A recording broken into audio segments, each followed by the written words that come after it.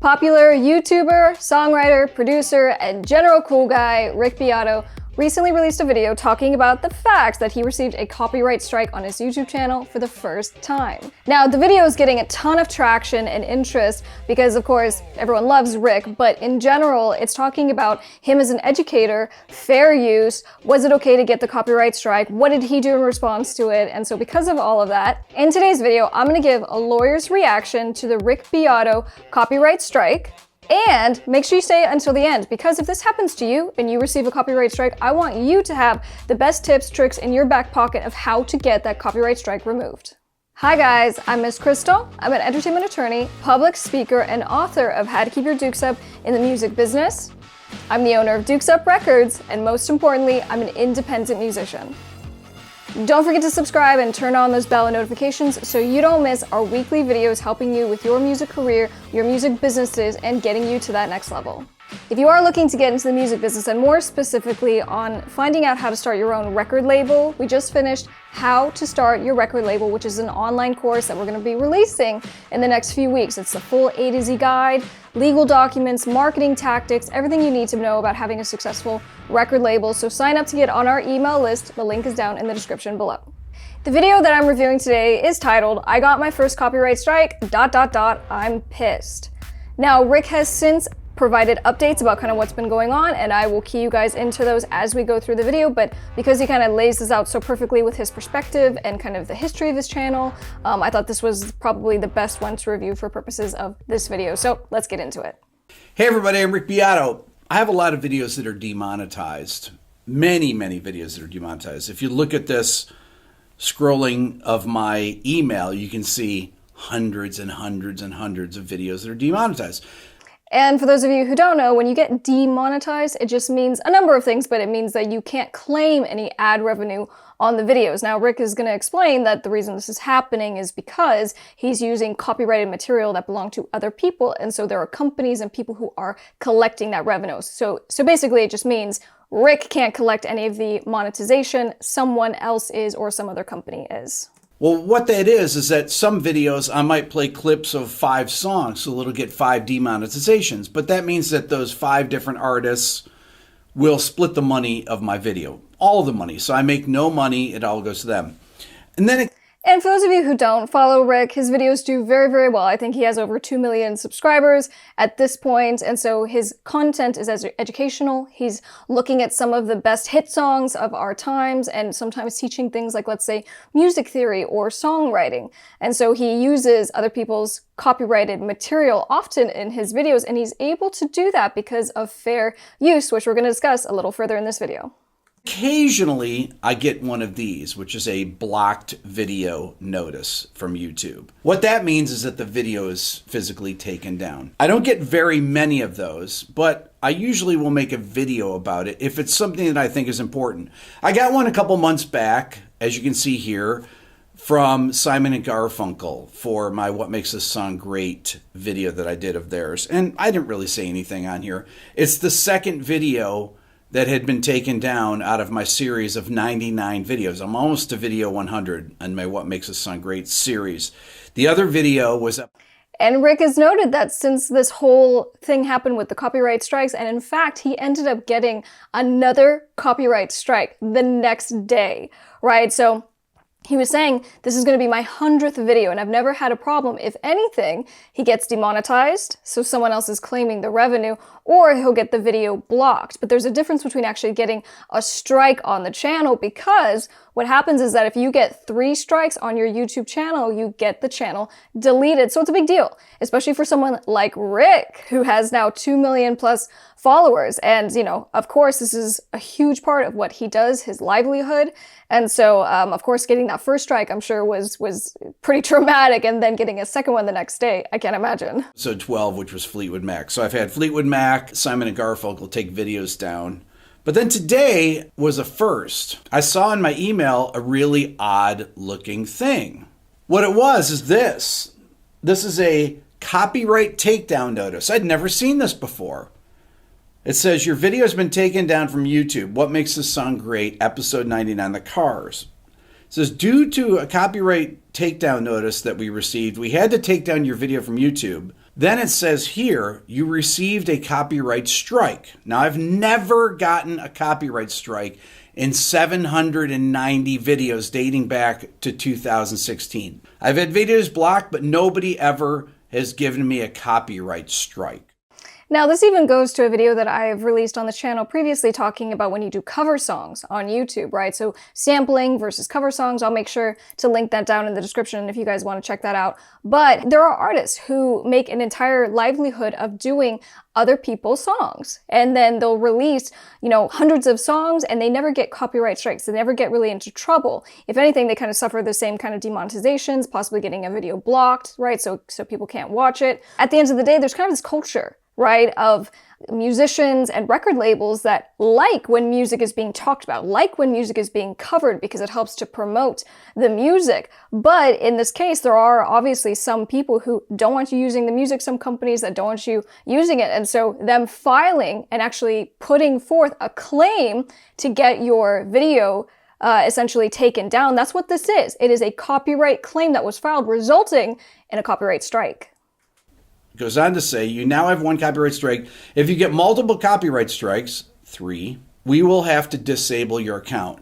That means take my YouTube channel down. It says, to prevent this from happening, please don't upload videos containing copyrighted content that you aren't allowed to use. Well, I play copywritten material in almost every video. My entire series of What Makes a Song Great is about playing the song and talking about it. You can't teach people music without playing examples. I can't do something, this is like Led Zeppelin or like Bach. This is something I created that's like it, and you're going to learn from it. No, you have to learn from the actual sources. And that's why copyright law has designated fair use, right? So there are exceptions to the rule. You're not supposed to use other people's copyrighted content, their music, their videos, but with certain instances we can't. For example, this video. This is an educational piece that is reacting to Rick's video, which is copyrighted content. He owns this, but I'm allowed to do it so long as I do it in a certain way, so long as I provide a transformative kind of value, that I'm not just simply reposting his video on my channel and maybe doing, a comment on it. I'm actually giving a reaction. I'm actually giving commentary. So it transforms the use, and I'm not doing it in a way that, let's say, devalues what he's doing, right? I'm kind of highlighting it. So because there's basically this formula that we go through when we're discussing fair use, we do have the ability to use copyrighted content, but only in certain instances. And on top of that, one of the factors of fair use is the quantity of the work that was used, right? So I use the example of, well, if I just used Rick's entire video and I didn't really, transform it, I didn't give any commentary, well, that's going to get me into some trouble. But with Rick, he's saying, I need to discuss these songs. I need to teach about maybe the theory, maybe about the chord structure. And I can't do that unless A, I use the actual song, but B, he needs to use a certain portion of the song. So same thing, if he was doing compilation videos where he just put together song after song after song after song, and then maybe he gave like a 30-second recap at the end of the video, that could be very problematic. But the way that he formats his videos, the way that he does it, likely means he qualifies for fair use. And I decided this way back in my channel, right at the beginning. It's like, don't worry about demonetizations. Play the music you need to play. The artists get paid the money for my videos, and I can teach what I want to teach, because that's the best way to teach people. I don't believe in making videos just to make money from the video views and not use any copywritten content. The artists are making money just like they're making it when their videos get played. If somebody goes to Vivo and plays their video, they get paid the exact same.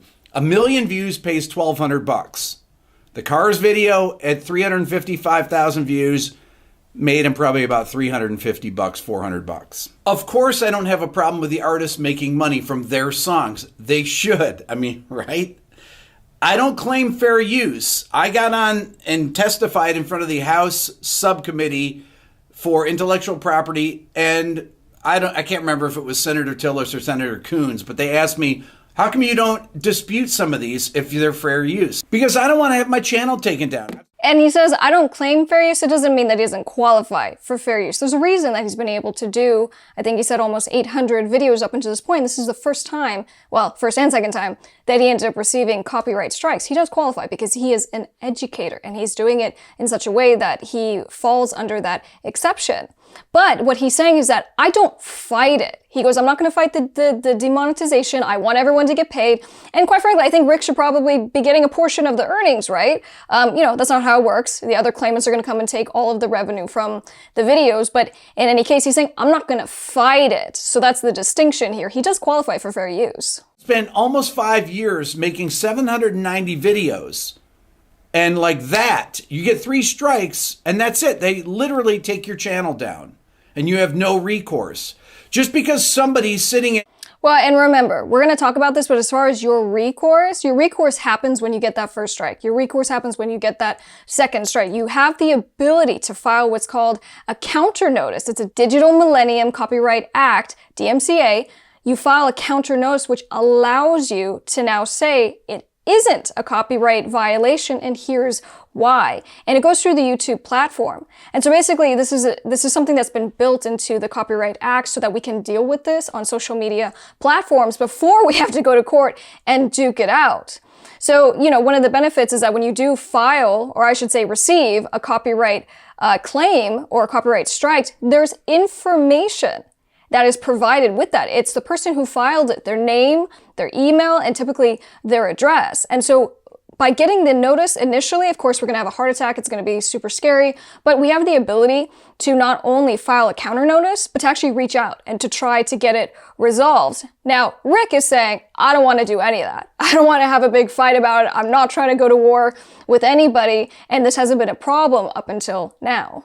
At UMG sees us, they're using the cars. Well, the cars, not only do the cars give them instructions to block the video, but they give them instructions to give them a copyright strike. Okay, so this is actually probably not only UMG, but it'd have to be whoever owns the publishing on this. If it's Rico Kasich's family or whoever, I don't know. And look, I'm taking this as far as Rick saying, the kind of this culture of demonetizing the video versus doing a copyright strike. Doing the copyright strike is a lot more aggressive. And he's saying, I think the cars were the ones that told the record label, go file this because we don't want him using it at all. But somebody decided to go one extra step, not just to block the video. If you want to block it, fine, right? If you don't want your music out there, you don't want people to say that your songs are great, no problem. I won't ever talk about the cars again. Never, ever. No problem. But the copyright strike is just BS. Let me tell you some of the bands that I've used their music in my videos and made videos about why their songs are great. Like Tool, who have not only, I've made 2 Tool videos, but they promoted my videos on their Facebook page and didn't even monetize the videos. Boston, Steely Dan, Van Halen, Led Zeppelin, Yes, Toto, Nirvana, Rush, System of a Down, The Police, Alice in Chains, Metallica, Journey, Smashing Pumpkins. These bands are totally cool with it. Slipknot, all these bands, right? Elton John. But the Cars?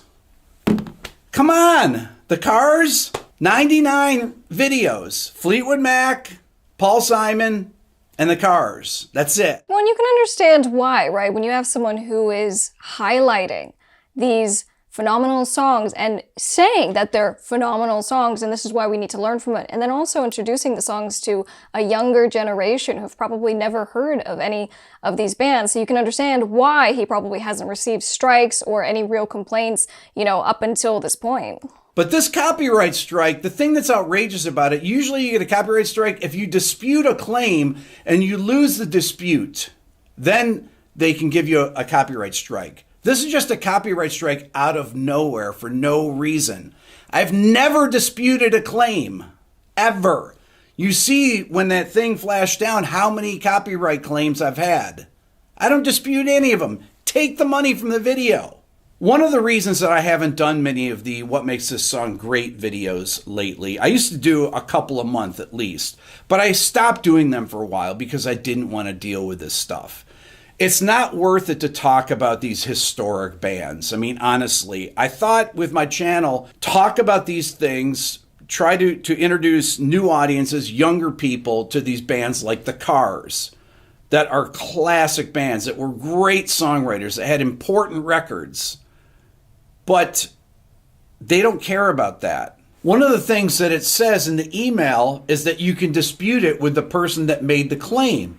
And let me at least say this. So there's two ways that you're going to be able to dispute it if you want to fight a copyright strike. Step one of how you deal with these copyright strikes: demand a retraction. And you can do that through YouTube itself, because you now have the contact information for the person or company that filed that claim against you.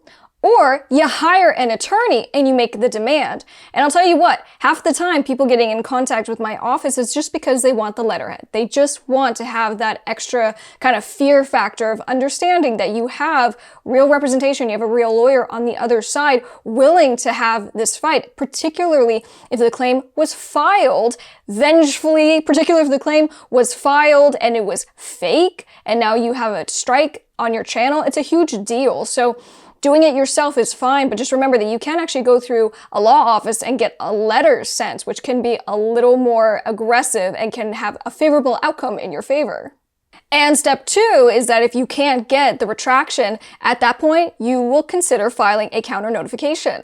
And the counter notification, once filed, the other side has 10 days to either file a lawsuit against you in federal court, or if nothing happens on their end in 10 days, that strike is removed.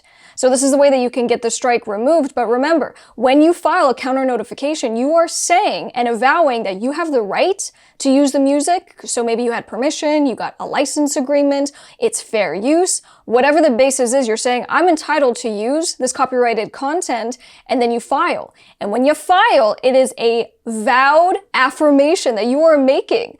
And you additionally say that you are willing basically to go to federal court to duke this out. So don't lie. Make sure that you are filing this correctly. And then again, if you can get an actual attorney to assist you with this, guess what? Now we're not only giving all the facts, we're giving the legal basis so that YouTube and the other side all understand that you have the ability to use the copyrighted content and that there cannot be a strike left on your channel. But I can't find anywhere on there who the person is other than it just says UMG, Universal Music Group. The only recourse is to go to somewhere like Twitter, like I did this morning, and I posted this, that UMG blocked it. I tagged UMG and I tagged the Cars. The only other thing that's actually worked on my channel is when I get on and make one of these videos. Share the video with people. This copyright strike. And what Rick did is step one. It's demanding a retraction. Now, Rick is such a nice guy. He simply said, hey, this is what happened. He's not being mean about it. He's not being aggressive about it. And then really what he got to do is he mobilized his audience, because all of a sudden these big players in the music industry who follow him and support him were now tagging the Cars. We're tagging the record label. And, you know, the result of all of this was that he was able to get the strike removed or retracted. And I think he said something like 5 hours when he gave the update, 5 hours after he had posted on Twitter. So for him, of course, a very quick remedy. But at the end of the day, he just did step one, demand a retraction. Strike stuff is just lame. I know I have a friend that called me. He's like, you know, I got a copyright strike for a Bryan Adams song from 6 years ago. Just out of the blue. I'm like, what? The video's been up for 6 years and you got a copyright strike? Well, they contacted his management and they took away the strike. Well, I don't know who to contact. I mean, I can go... Contact an attorney immediately. I find that a lot of times when clients are trying to get some issue resolved and they don't know who to get into contact, even Facebook. I have a client who says, we need to contact Facebook, which is just, you know, very difficult to get in contact with a real person, let alone an attorney. But since that is all that we do all day long is figure out how to get in touch with these people, you want to contact an attorney because they will kind of bridge that gap of what do we do next and who do we contact. You go to copyright school, it says in the email. Copyright school is, I don't know, I think you go on there, you watch some videos, you answer some questions. But I've testified before Congress about the content ID system. I've actually done a panel with a bunch of people at YouTube that do all their content ID algorithms. This is about 2 months ago or so. I did a thing where a bunch of people from around the world got together and I was their guest, and I answered questions on how they could improve their content ID system. Well, I tell you how you can improve it. How about providing how you reach these people? Who do I write to about this? Is it UMG, somebody there, somebody at their publishing company, somebody related to the cars? Who do I write to say, can you please take this copyright strike away? Yeah, and guys, look, I'm going to give you one of the best hacks that maybe you'll even hear when it comes to figuring out how to contact the legal department. Typically, when we need to get in touch with legal for a company, for a record label, one of the best ways to find a good email address is to go into the terms and conditions for that company on their website. Because in the terms and condition, it says if you have, let's say, a claim of intellectual property violation, trademark, copyright, this is who you email. And so at least it gives you a first step. And it sometimes will even give you an address where you can send a letter. So besides some of the other methods that you might use, as far as just trying to Google some search results, which usually don't pan out too well, look at the actual terms of service for the particular company you're trying to get in touch with. And like I said, Rick did a follow-up video where he was discussing kind of what's happened. So having received 2 copyright strikes, he went on Twitter, he tagged the label, he tagged, the artist, and was able to get those copyright strikes removed because they voluntarily retracted them. And that's something that we all have the ability to do, but just remember, because I know some people might say, oh, well, he has such a big platform and he has such big artists supporting him, and of course he's going to get the help that he needs, but who knows what could have happened, right? It doesn't change the fact that he went through the steps that we are discussing in this video, right? So step 1, demand that retraction. Do it by either reaching out directly through YouTube because that information will be provided to you, or if you're not sure because it just says the records label's name and there's nothing more really provided on top of that, get an entertainment attorney to help. And the reason I say that is because your YouTube channel, whatever stage that it's at right now, has value. Just like with Rick, 2 million subscribers, that's a huge audience that he has garnered over time. And so for him to have the channel deleted would be, a catastrophe. But of course he could start over. Of course he could do this and that. But you want to make sure that you're doing everything you can to protect yourself. So don't take a copyright strike lightly.